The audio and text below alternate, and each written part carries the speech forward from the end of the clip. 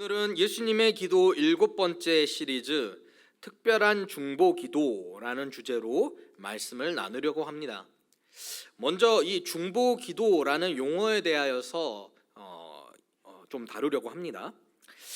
사실 이 중보라고 하는 단어는 신학적으로 예수님이 우리를 위하여서 행하시는 행동들에만 사용이 될 수 있습니다. 중보는 하나님과 사람 사이를 연결하고 회복한다라는 개념으로 오직 예수님만이 그 일을 하실 수가 있습니다. 예수님만이 하나님 앞에서 우리의 죄와 또한 허물과 연약함을 담당하실 수 있기 때문입니다. 칼빈은 중보자 없이는 하나님을 알 수 없으며 중보자 없이는 택함과 사함이 없으며 중보자 없이는 하나님께 나아갈 수 없다라고 하였습니다. 이와 같이 하나님을 알게끔 하는 일, 또한 하나님께 또 택함을 받고 사함받게 되는 일, 또한 하나님께 받으실 만한 존재가 되어서 하나님께 나아갈 수 있게끔 하는 일, 이 일은 오직 예수님만 하실 수 있기 때문에 이 중보자라는 용어는 오직 예수님께만 해당되는 용어이고, 중보라는 개념은 예수님이 하시는 일이라고 우리는 생각을 하면 되겠습니다. 하나님과 우리 사이의 중보자는 오직 그리스도 한 분이십니다. 그런데 이 중보 기도라는 용어가 이제 처음으로 어떻게 보면 사용된 것은 로마 가톨릭에서 사용되었다라고 볼 수가 있습니다. 로마 가톨릭에서 이 중보 기도라는 용어를 사용하게 되는 것은 신학적으로 우리와 차이가 있기 때문입니다. 특별히 이 공로라고 하는 주제에 있어서 로마 가톨릭은 우리와 성경을 보는 시각이 다릅니다.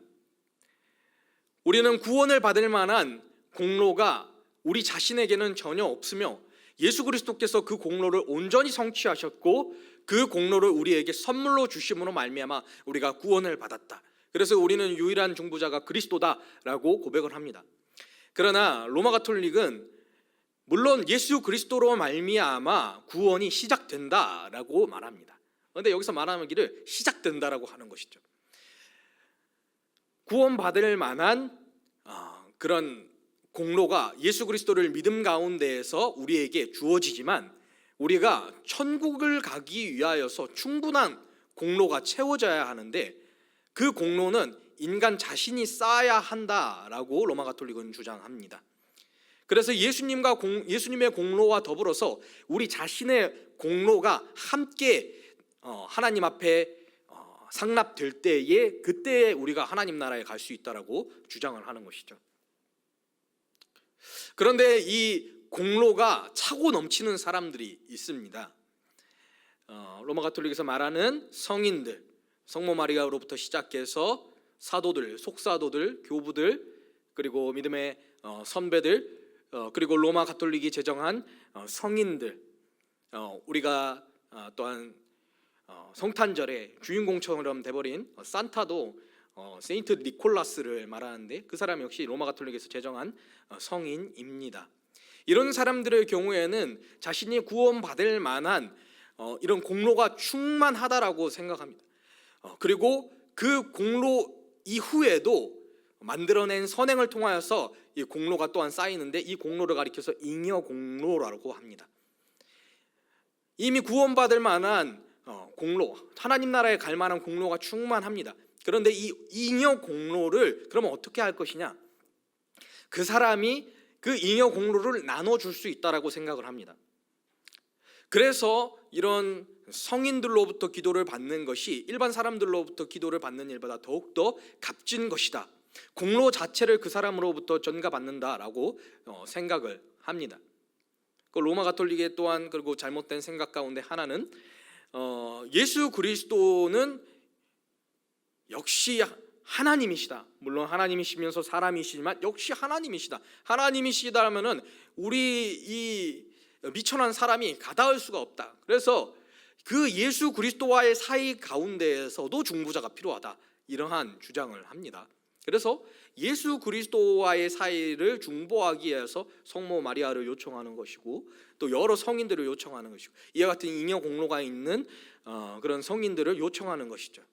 그리고 이런 잉여 공로가 있는 사람들은 비단 이미 하나님 나라에 간 사람들 뿐만 아니라 지금 현재적으로 살아있는 사람들, 교황이나 또한 주교나 또 신부들, 이러한 사람들로부터 이 잉여 공로를 선물로 받을 수 있다라고 생각을 합니다. 그래서 누구에게 기도를 받는가라고 하는 것이 그들에게 있어서는 매우 중요한 것이죠. 그리고 이미 하나님 나라에 간 사람들의 이 잉여 공로가 있습니다. 그러면 이 잉여 공로를 어떻게 불출할 수 있느냐? 그 권한이 로마 교황에 있다라고 주장을 합니다. 그래서 로마 교황이 메고 있는 열쇠 장식은 그 교황에게 이 공로의 창고를 열 수 있는 권한이 있다라는 것을 보여주는 것입니다. 이런 이제 로마 가톨릭적인 사고에서 이 중보 기도라는 용어가 나올 수 있게 되는 것입니다. 그래서 사실은 우리가 성경을 바르게 본다라면, 이 공로라고 하는 개념에 대해서 우리가 바르게 생각한다라면, 이 중보 기도라는 용어는 사실 적절한 표현은 아닙니다. 그런데 우리가 일반적으로 관례적으로 이 중보 기도라는 용어를 많이 쓰죠. 한국 교회에서 많이 사용하고 있고, 또 우리 교회에서도 많이 사용합니다. 그리고 우리가 보는 이 유상섭 교수님의 예수님의 기도 책에서도 이 중보 기도 용어가 나옵니다. 그런데 이 중보 기도라는 용어를 사용할 때에 적어도 로마 가톨릭의 개념으로서 이 중보 기도라는 용어를 사용하지 않는다라는 점 역시 우리는 생각해야 합니다. 중보 기도라는 용어의 대체 용어로서 섬김의 기도 혹은 도고의 기도, 이러한 표현들이 이렇게 뭐랄까요? 제시되었지만은 사람들이 이 중보 기도라는 용어를 계속 잘 사용해 왔기 때문에 용어를 바꾸는 것이 쉽지 않다라는 것을 우리도 잘 알고 있습니다. 그래서 제안하고자 하는 것은 이 중보 기도라는 용어 자체를 없애야 된다라고 말씀드리기보다도 이 용어를 사용하되 이 용어에 대한 개념이 어떤 용어인지를 우리는 분명히 기억하고 사용해야 한다라는 것을 말씀드리는 것입니다. 우리는 우리 자신에게 공로가 있어서 우리 자신이 어떤 한 사람을 하나님 앞에 내세울 만한 그런 능력이 있어서 그를 위하여 기도하는 것이 아닙니다. 우리도 전적인 은혜로 구원을 받았고, 저도 그 전적인 은혜로 구원받았으며, 또한 혹자는 전적인 은혜가 필요한 사람입니다. 우리 안에는 공로가 없습니다. 그러나 우리는 예수님이 하신 이 기도를 배우면서 서로를 위하여 기도할 수 있어야 합니다. 예수님은 어떻게 보면 중보자로서 중보 기도를 하십니다. 그러나 우리는 중보자로서 중보 기도를 하는 사람들은 아닙니다. 우리는 빚진 자로서 중보 기도하는 사람들입니다. 우리는 탕감받을 수 없는 그 하나님 앞에 큰 죄를 하나님께서 탕감해 주셨고, 서로를 위하여 탕감의 기도를 하기를 또한 주님은 원하신다라고 말씀하시니, 빚진 자로서 서로를 위하여 기도하는 것입니다. 나의 능력으로, 나의 공로로 내가 어떠한 이 수고 자체를 함으로 말미암아 어떤 사람이 하나님께 받으실 만한 사람들이 된다라고 생각하는 것이 아니라, 나도 주님의 은혜로 말미암아 구원을 받았으니, 나도 주님의 은혜로 말미암아 은혜를 공급받으며 살아가는 사람이니, 또한 믿음의 공동체 안에서 또한 무사람이 주님의 은혜를 또한 함께 누리기를 소망하는 마음으로 서로를 위하여 기도할 수 있어야 합니다. 그래서 우리가 중보 기도라는 용어는 사용하되, 예수님처럼 중보자로서 기도하는 것이 아니라 우리는 빚진 자로서 서로를 위하여 기도하는 사람들이라는 것을 분명히 기억하고 우리가 서로를 위하여 중보 기도하기를 소망합니다.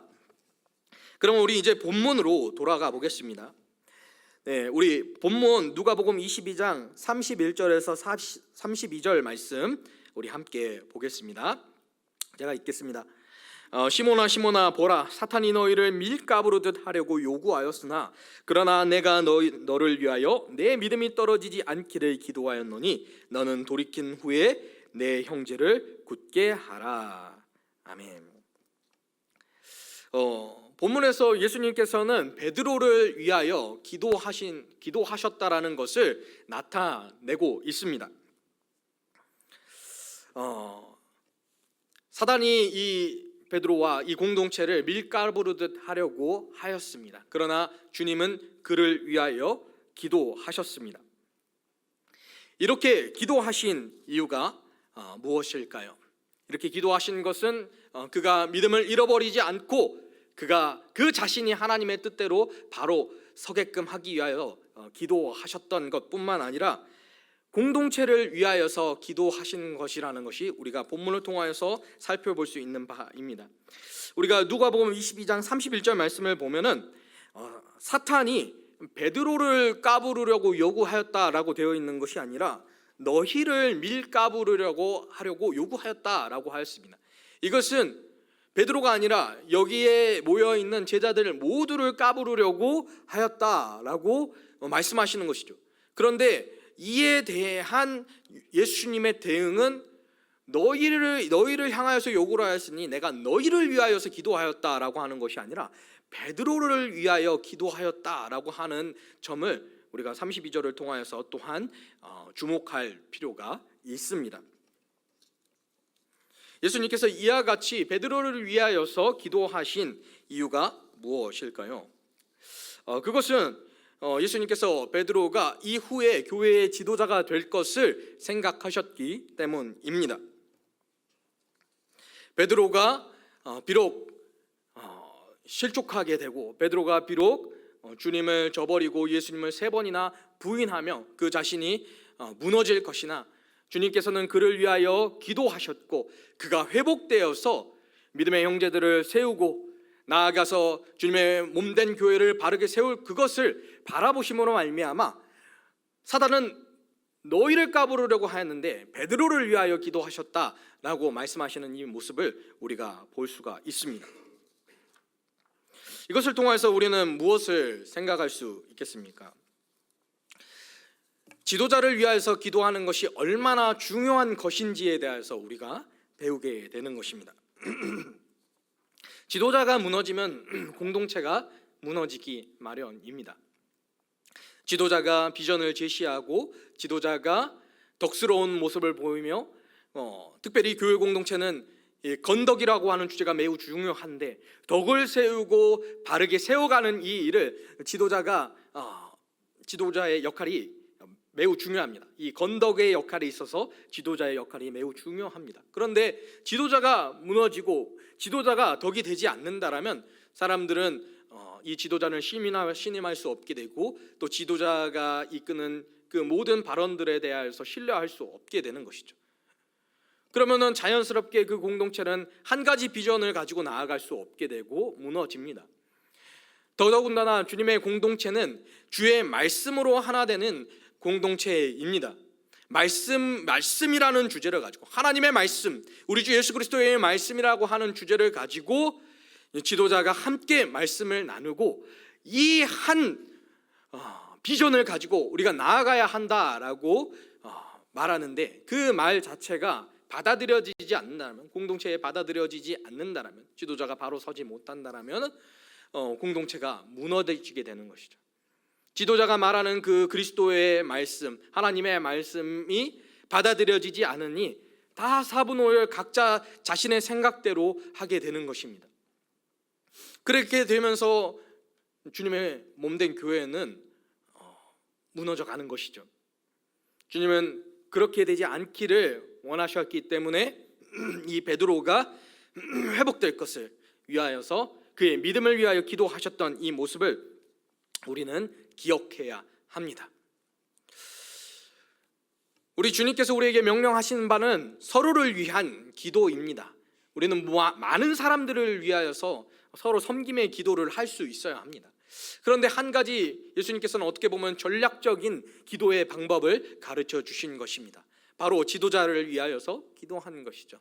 지도자라고 하였을 때에 어떤 담임 목사님만을 일컬는 것이 아니라 소그룹의 공동체의 리더십들도 역시 지도자라고 우리가 기억하면서 기도할 수 있어야 하는 것이죠.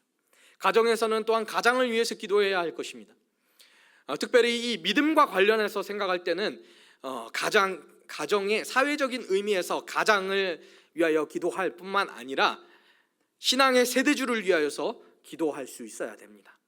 신앙에 영향력을 미치는 그 이가 자녀이든지 혹은 아내이든지 혹은 누구이든지 그 구성원이 누구든 그 신앙 세대를 위하여서 기도할 때에 그 가정이 하나님의 뜻대로 세워지는 그런 하나님의 놀라운 역사가 있을 것입니다.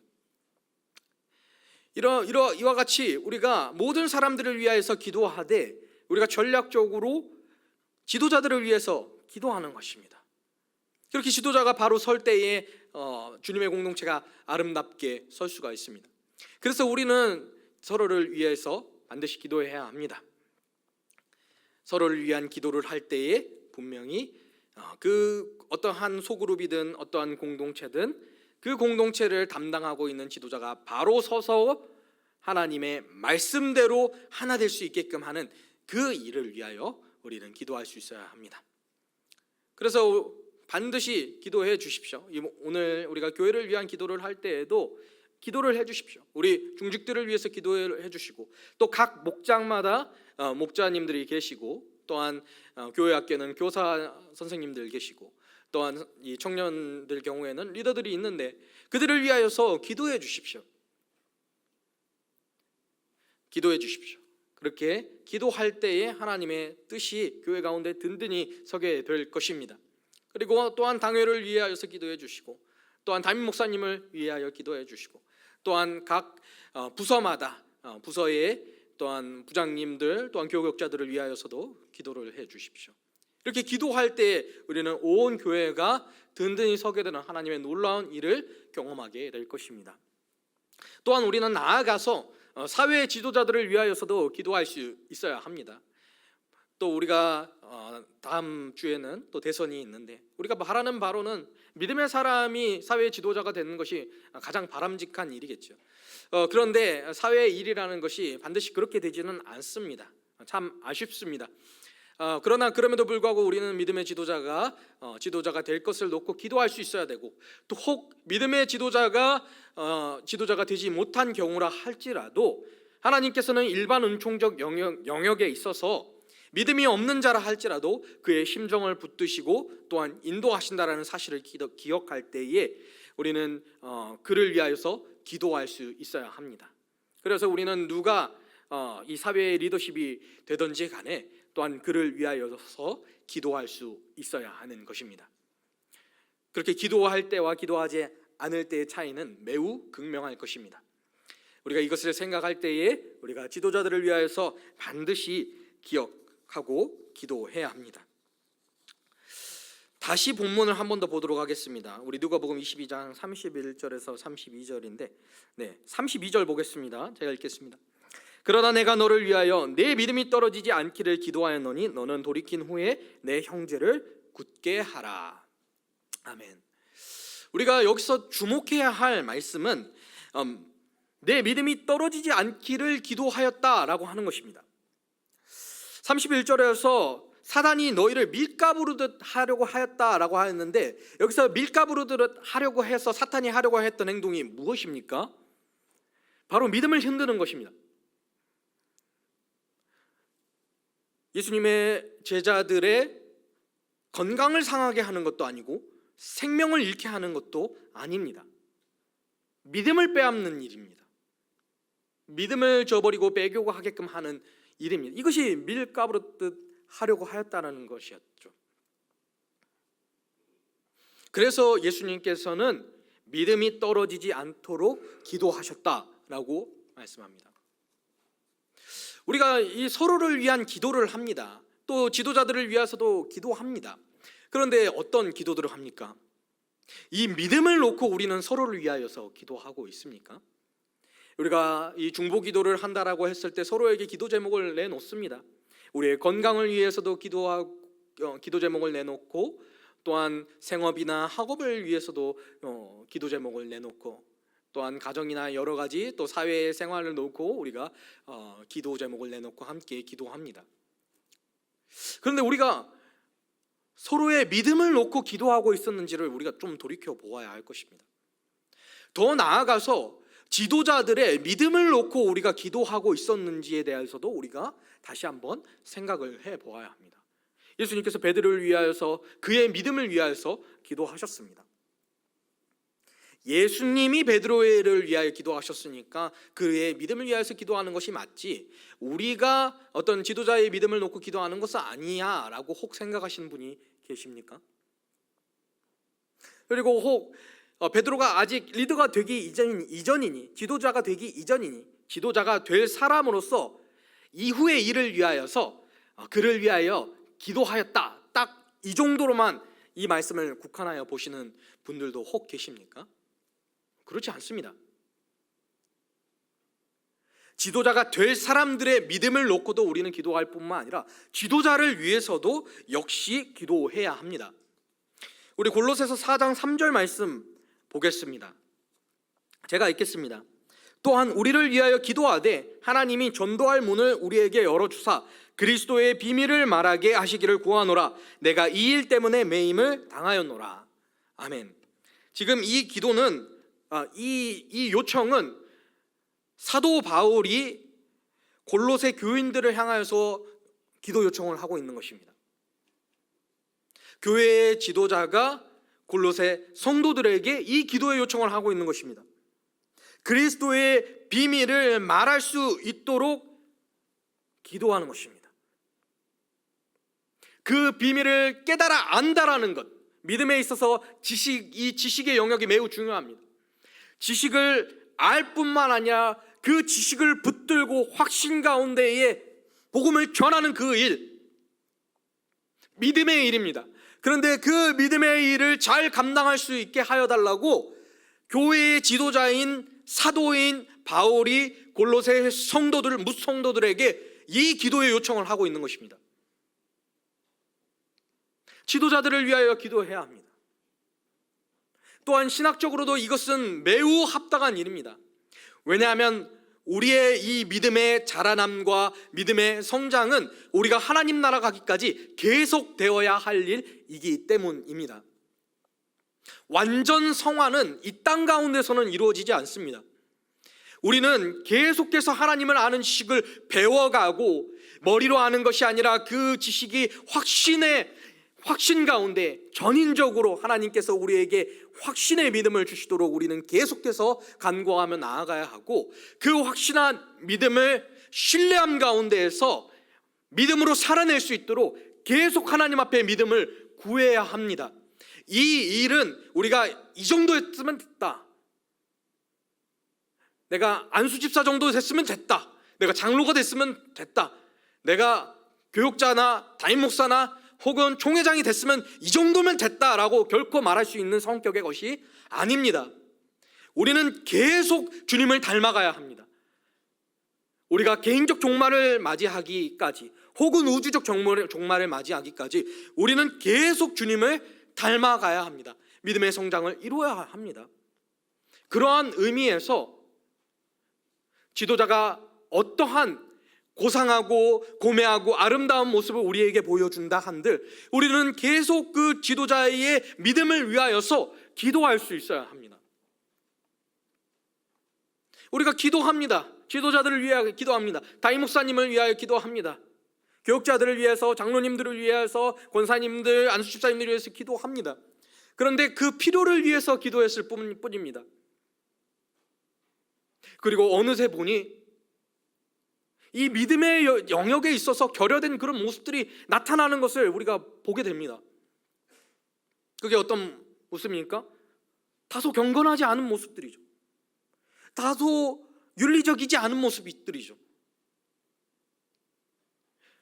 주님을 아는 믿음에서 자라난 사람이라면 그러한 모습을 보이지 않을 거라고 생각했던 그런 모습들이 나타나는 것을 우리는 보게 됩니다. 그리고 비난하고 정죄하기 바쁩니다. 물론 교회의 지도자가 그릇된 행동을 하였을 때, 경건하지 못하고 비윤리적인 행동을 하였을 때 그가 바르게 하나님 앞에 징계를 받는 것, 그것이 하나님의 정의입니다. 그런 일은 바르게 반드시 이루어져야만 합니다. 그러나 그러한 일들을 하기에 앞서서 우리는 지도자들을 위해서 기도하고 있었느냐, 이것입니다. 지도자들의 믿음을 위하여서 기도하고 있었느냐 말입니다. 담임 목사님의 믿음을 위하여서 기도하셨느냐 말입니다. 장로님들과 교육자들과 중직들의 믿음을 위해서 기도하고 있었습니까? 노회장님의 믿음을 위해서 기도하고 있었습니까? 총회장님의 믿음을 위해서 기도하고 있었습니까? 한국교회의 네로라 하는 지도자들의 그의 믿음을 위해서 기도하였습니까?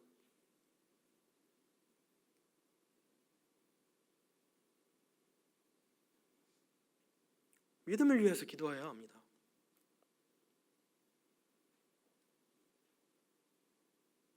우리가 사회적으로 지도자들에게 바라는 것이 무엇입니까? 1번 후보, 2번 후보, 3번 후보, 4번 후보, 그들의 건강과 안녕과 부귀를 위해서 우리가 기도합니까? 그들이 바른 사람들이 되도록 우리가 기도하지 않습니까? 그런데 왜 교회의 지도자들을 위하여서는 그런 기도를 하지 않는 것입니까? 건강하게 해주세요. 물질적으로 어려움이 없게 해주세요. 자녀가 잘 되게 해주세요. 이러한 기도들은 있지만 믿음을 위하여서 기도하고 있는 것, 이것은 월권이 아닙니다. 우리가 골로새서를 살펴봤고 또한 주님께서 이 지도자를 위하여서 기도하는 이 모습을 보여주신 바와 같이 우리가 응당 성도로서 해야 할 일인 것입니다. 지도자들의 믿음을 놓고 기도해 주십시오. 믿음이 떨어지지 않도록, 오히려 우리가 보기에 정말 멋진 모습을, 믿음의 모습을 보이고 있다 할지라도 하나님 더 믿음의 성장이 있게 해주십시오. 뭔가 믿음의 성장이 있게 해주십시오라고 기도하는 것들은 우리가 새가족들에게만 해야 될 것만 같고 우리 교회 학교의 어린 지체들에게만 해야 될 것 같지만 결코 그렇지 않습니다. 지도자들의 믿음을 위하여서도 우리가 기도해야 할 것입니다. 물론 이 기도는 우리가 주님의 그 어떤 중보자의 입장에서 하는 그 중보 기도가 아니라 빚진 자로서 섬김의 기도라는 것을 역시 생각해야겠죠. 내가 기도해 줄 만한 하니까, 내가 혹 더 높은 위치에 있으니까, 내가 더 난 사람이니까 축복하는 차원에서 해준다. 사실 이것은 교회 안에는 질서의 차원에 있어서 어떠한 직위의 높고 낮음은 있다 할지라도 성도들의 본질적인 문제에 있어서는 고하가 없습니다. 그것은 앞서 말씀드린 로마 가톨릭에나 있는 개념입니다. 서로를 위하여서 기도할 수 있습니다.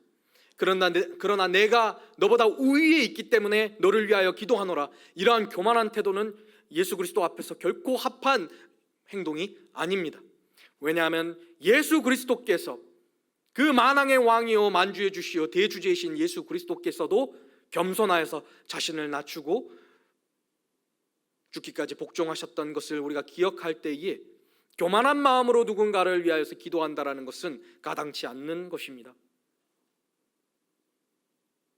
혹 누구의 믿음의 성장을 위하여서 기도할 때 내가 높은 마음을 가지고 기도한다면 그것은 잘못이나 주님의 몸된 교회가 바르게 세워지기 위하여서 우리의 지도자들을 위하여서 기도한다라는 것이 얼마나 값지고 또한 주님의 몸된 교회를 세운 데 있어서 얼마나 중요한 일인지를 우리는 이 시간 기억해야 할 것입니다. 말씀을 맺도록 하겠습니다. 우리가 서로를 향하여서 빚진 자로서 서로를 위한 중보 기도를 하기를 소망합니다. 주님이 베드로를 위하여서 기도하신 것과 같이 우리도 서로를 위하여서 기도하기를 원합니다. 서로의 필요를 위하여서 구하지 않아도 된다는 것을 말씀드리는 것은 아닙니다. 우리는 서로의 필요를 위하여서 반드시 기도해야 합니다. 그러나 우선순위에 있어서 더 먼저 기도해야 하는 것은 서로의 믿음을 위하여 기도하는 것임을 우리가 잊지 않고 서로의 믿음을 위하여 기도하기를 소망합니다. 그리고 특별히 지도자들을 위하여서 기도하기를 원합니다. 지도자가 바른 비전을 제시하고 그 바른 비전 가운데에 믿음의 공동체가 하나 될 수 있도록 지도자들을 위하여서 기도하기를 원합니다. 믿음을 위하여 기도하기를 원합니다.